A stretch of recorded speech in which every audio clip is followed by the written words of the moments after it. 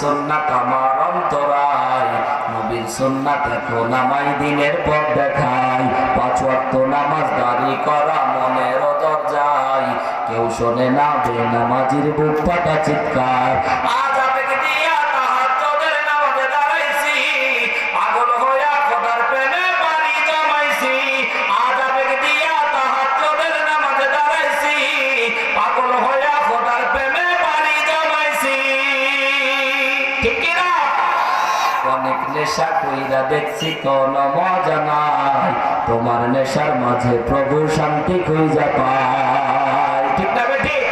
ভাই যারা ফজরের নামাজ পড়েন একটা শান্তি আছে না? যদিও কষ্ট লাগে, ও মুসলমান, ফজরের নামাজে যে প্রশান্তি এটা কিন্তু